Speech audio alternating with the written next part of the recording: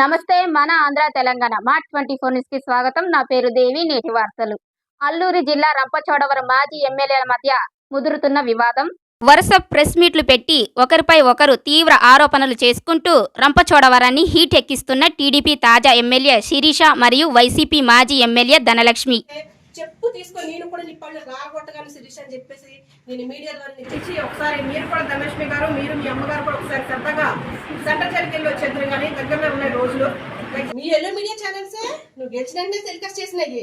మళ్ళీ ఏమంటే పాచంకా పత్రి విషయాలన్నీ మాట్లాడుతున్నారంటే పాచంకా పచ్చడి నువ్వు అక్కడితో వదిలేదు. దాన్ని నడిపించుకుంటే ఈ రోజు కూడా నువ్వు సాయం తీసుకుంటూ వస్తావు. ఇంత చేశాడు అంత చేశాడు ఏం చేశాడు చెప్పాం. మేమే ఎలక్షన్ ముందు చెప్పాం. మేమే నష్టపోయాం. ఉద్యోగ డబ్బులు పేరు బట్టి మేమే నష్టపోయాం. ఆ బురద మా మీద ఉండకూడదని మా ఆస్తులు అమ్మి అప్పులు చేసేసి ఇవన్నీ మేము అప్పులు తీర్చేసాము. ఈ రోజు కూడా ఎవరు కూడా మా మీద ఒక కంప్లైంట్ కానీ ఒక కేసు కానీ ఏమీ లేదు. అలాంటిది మళ్ళీ ఎప్పుడో పాత చింతకాయ పచ్చడి తీసుకొచ్చి ఇప్పుడు సంవత్సర కాలం తీసుకు మళ్ళీ చెప్తున్నా ఇక్కడ బుర్ర పని చేస్తుందా లేదా అని అడుగుతా ఉన్నా. అధికారులు ఎవరు మా మాట వినట్లేదు, మీరు చెప్పింది చేయట్లేదంటే ఎందుకు వింటారు?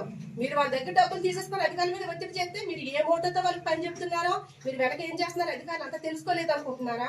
అందుకే మీరు చెప్పిన మాట వినట్లేదు. మీరు ఇప్పుడు సచివాలయం ప్లస్ ఇక్కడే చాలా మంది ఉన్నారు. చాలా మంది రిక్వెస్ట్ లెటర్స్ కోసం వస్తారు.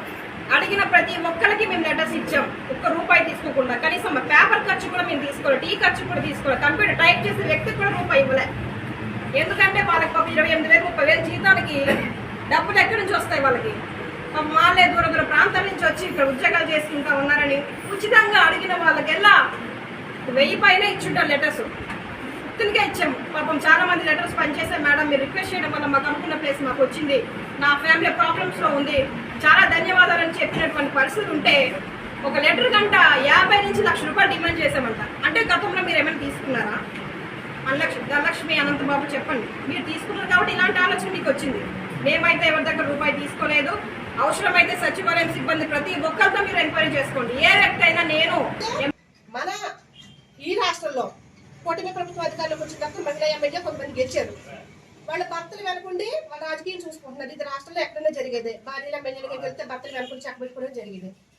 మరి మొన్న ఏదైతే చంద్రబాబు నాయుడు చేసినటువంటి సర్వేలో 4 అవినీతి టాప్ లో ఉన్నటువంటి ఎమ్మెల్యేని పిలిచి వార్నింగ్ ఇచ్చాడు. అందులో మీరు కూడా ఉన్నారు. అది రాష్ట్రం అంతా తెలుసు. మీకు ఎందుకు పిలిపించాడమ్మా? అవినీతిలో కూటమి పరులు నిలబెట్టారు, మీరు చాలా బాగా అవినీతి చేస్తారని చెప్పేసి దండేసి హాతని పిలిచాడా? మరి ఎందుకు ఆ మీటింగ్ అయిన తర్వాత మీ ఆయన బయట మానేశాడు? ప్రతి ఎమ్మెల్యే భర్తలు వెనక చక్కబెట్టుకుంటున్నారు కదా. మరి గతంలో తిరిగి అది ఎందుకు తిరగట్లేదు? ఓసీ కులస్తులై ఉండి కొండకాపు సర్టిఫికేట్ తెచ్చుకొని జడ్పీటీసీగా గెలిచేశాడు. జేజే వరకు మొత్తం మండలం అంతా దోచేసుకుంటాడు. గంగవరం మండలంలో హెచ్ఆర్ వెంకటేశ్వరరావు సొసైటీ దగ్గర ₹1,00,00,000 అక్రమంగా దోచుకున్నటువంటి గనుడు. ఆయన వైసీపీ మండల గంగవరం మండల పార్టీ ప్రెసిడెంట్. ఆడు ఈ రోజు కప్పులు చెప్పారు. ఇలాంటి నాయకులందరినీ ముందు పెట్టుకొని అనంతబాబు మీటింగులు పెడతారు.